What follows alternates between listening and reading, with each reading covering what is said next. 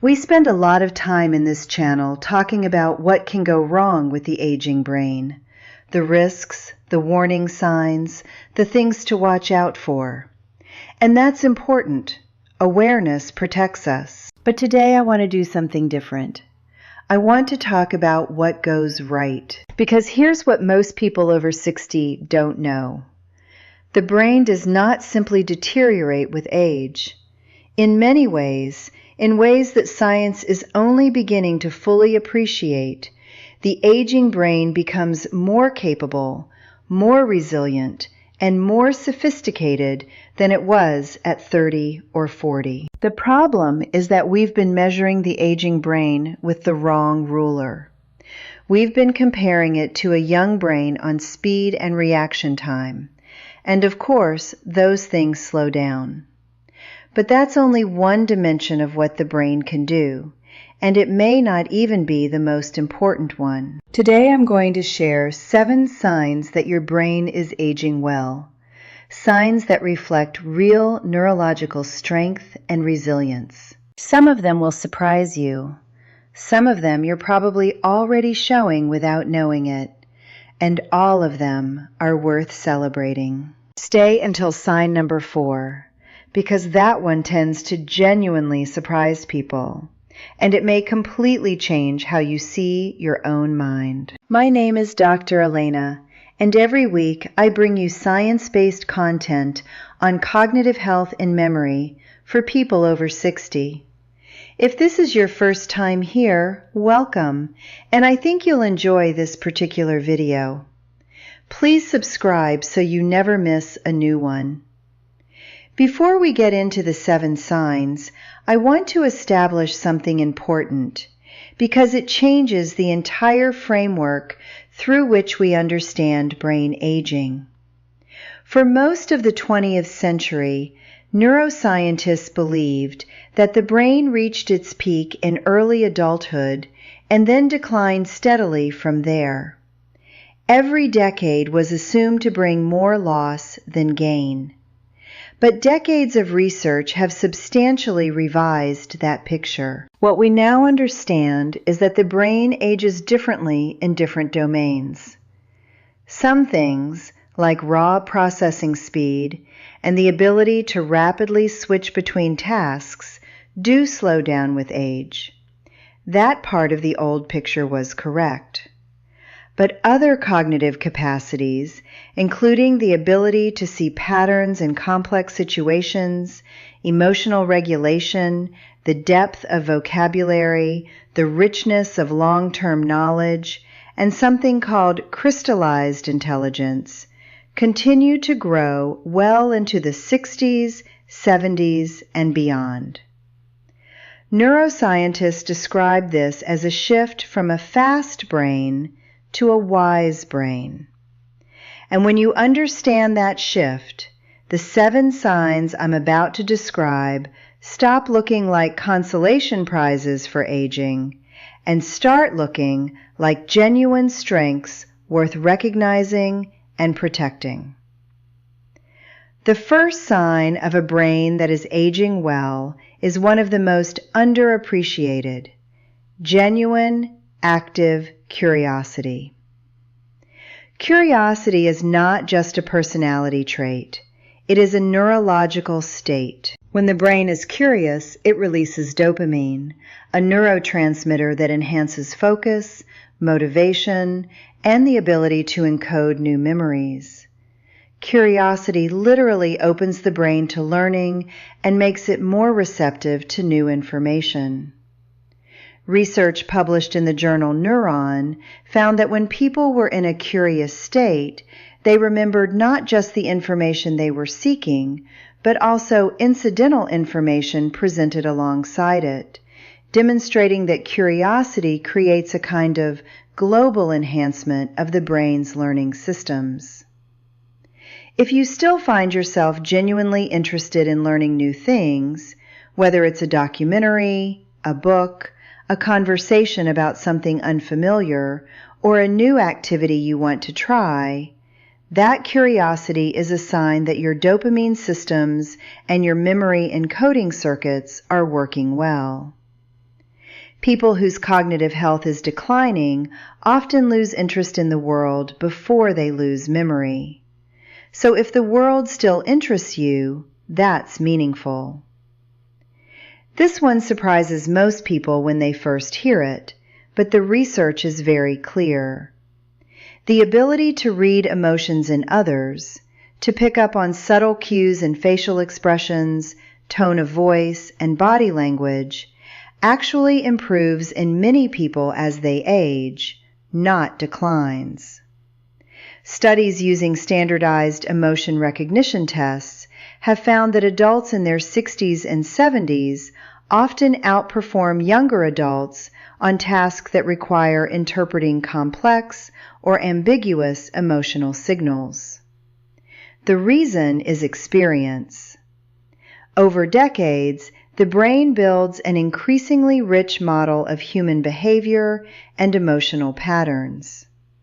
The prefrontal cortex, which is responsible for reading social cues and integrating emotional information, becomes more efficient at this specific task with age, even as raw processing speed decreases in other areas. So if you find yourself naturally able to sense how someone is feeling before they say anything, to navigate complex family dynamics with insight, or to de-escalate tension in a room, that's not just life experience.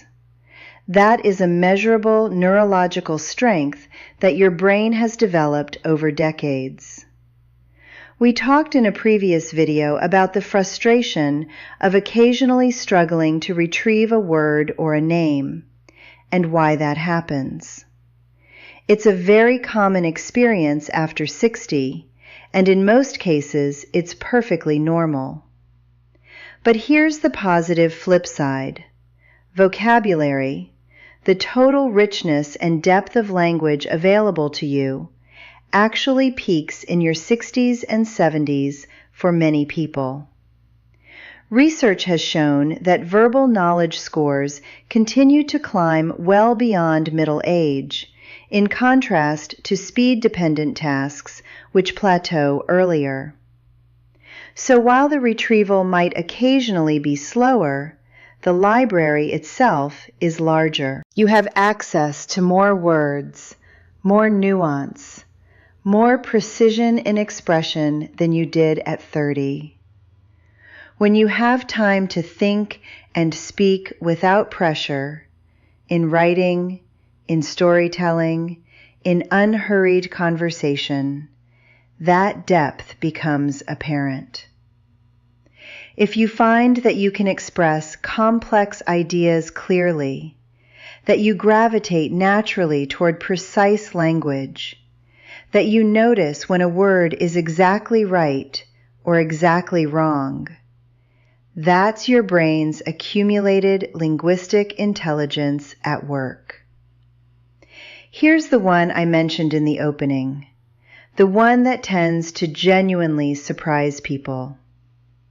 If you've noticed over the past decade or two that you care less about other people's opinions of you, that social judgment feels less threatening, that you're more comfortable being exactly who you are without performing for an audience, this is not just a psychological shift. It has a neurological basis, and it reflects a healthier brain. Here's what happens. The amygdala, the brain's threat detection and emotional alarm system, becomes less reactive to social threats as people age. Younger brains are hypervigilant about social standing, approval, and rejection, because in evolutionary terms, social exclusion was genuinely dangerous. But as the brain matures, the prefrontal cortex gains stronger regulatory control over the amygdala. The emotional alarm quiets. Social threats feel less urgent. Studies using brain imaging have confirmed that older adults show less amygdala activation in response to negative social information than younger adults, meaning their brains are literally less reactive to criticism, judgment, and disapproval. This shift is associated with better emotional well-being, greater life satisfaction, and, importantly, lower baseline cortisol levels, which, as we discussed in our last video, is directly protective of memory. So if you've noticed a growing sense of freedom to simply be yourself, that is your brain becoming more emotionally intelligent, not less. It is one of the genuine gifts of a well-functioning aging mind. Younger brains are extraordinarily good at processing details, absorbing specific facts, names, numbers, and precise sequences. But they often struggle to step back and see how all the pieces fit together. With age, there is a gradual but meaningful shift in how the brain processes information. Research has shown that older adults are better at integrating information across time and across domains, drawing connections between things that happened years apart, seeing patterns that repeat across different situations, recognizing the deeper structure beneath surface-level differences. This is what we commonly call wisdom, but it has a specific neurological basis in the way the aging brain networks its stored knowledge. Harvard psychologist Ellen Langer's research has described this as the ability to hold multiple perspectives simultaneously and resist the urge to oversimplify complex situations. If you find yourself naturally resisting simple answers to complicated questions, noticing when other people are missing an important context, or seeing how a current situation mirrors something you lived through decades ago, that's your brain's integrative intelligence at work. It is one of the most socially valuable cognitive traits that exists, and it only deepens with time. Emotional resilience, the ability to face adversity, loss, and disappointment without being overwhelmed, is another capacity that research consistently shows improves with age for people whose brains are functioning well. This is sometimes called the positivity effect in psychology. Older adults tend to direct their attention more toward positive and meaningful experiences and less toward negative and threatening ones. This is not denial or avoidance. It's a genuine shift in what the brain prioritizes, driven by the same prefrontal amygdala regulation we discussed in Sign 4.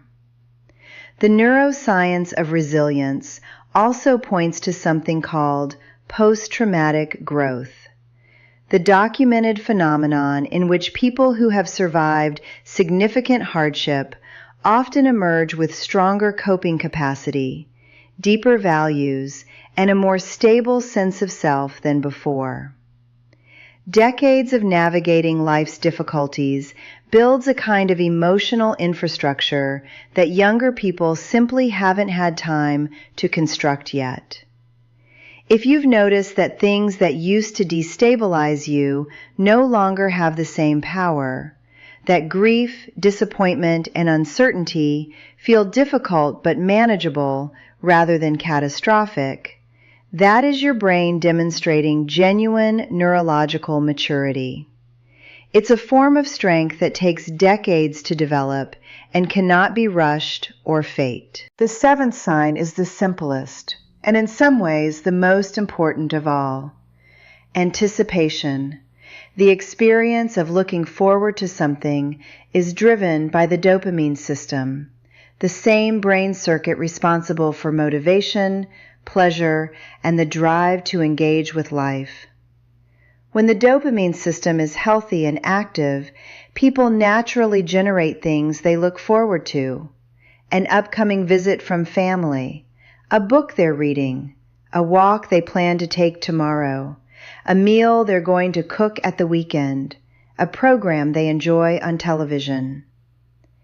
Research on aging and cognitive health consistently finds that people who report having things they look forward to, however large or small, show better cognitive performance, lower rates of depression, and slower cognitive decline over time, independent of physical health status.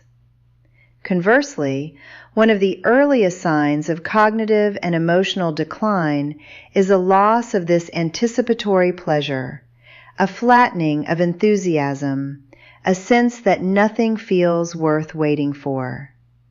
If that's not where you are, if there are still things that make tomorrow feel worth getting to, that is your brain telling you that its motivational and reward systems are intact and working. Don't underestimate that. In a very real neurological sense, having things to look forward to is one of the ways the brain keeps itself young. Recognizing these strengths is the first step. But it's equally important to understand that they are not guaranteed simply by reaching a certain age. They are the result of a brain that has been cared for, and they can be protected and even deepened with the right habits. The good news is that everything we've discussed in this series directly supports the 7 signs you just learned about. Sleep protects the emotional regulation systems that underpin signs 4 and 6. Regular movement supports the dopamine system that drives curiosity and anticipation, signs 1 and 7. A brain-nourishing diet protects the neural networks that support integrative thinking and emotional intelligence. Managing chronic stress preserves the hippocampus and the prefrontal cortex, the structures behind signs 2, 4, and 5. And staying socially and mentally engaged keeps the language, curiosity, and resilience systems active and growing. These things are connected. The brain you protect today is the brain that will continue showing these signs of vitality for years to come. Let's recap the 7 signs that your brain is still young, even if you're over 60. Sign 1. You're genuinely curious about new things, a sign that your dopamine and memory encoding systems are working well. Sign 2.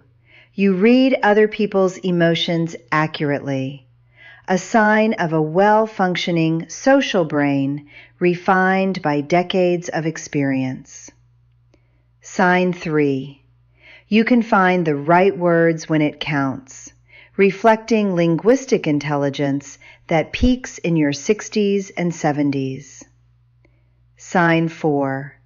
You worry less about other people's opinions, a neurologically grounded sign of emotional maturity and lower baseline stress.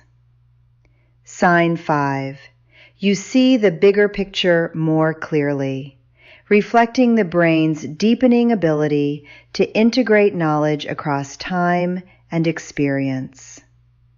Sign 6. You handle setbacks without falling apart, evidence of resilience built through decades of real life. And sign 7. You still have things you look forward to, perhaps the most important sign of all, reflecting a brain that is still fully engaged with living. Not all of these have to be true all of the time. Life has seasons, and the brain reflects that. But if most of these resonate with you, you have real reason to feel good about where your mind is. If this video gave you something to feel good about, and I hope it did, please share it. Share it with someone over 60 who needs to hear that their brain has real strengths worth protecting. Share it with a younger person who still thinks aging is only about loss. This kind of perspective matters. Subscribe to the channel if you haven't already, Every week, a new topic on memory and brain health, always practical, always grounded in science. And leave me a comment with the sign that resonated with you the most. Which one made you think, yes, that's me? I genuinely love reading your answers. See you in the next video.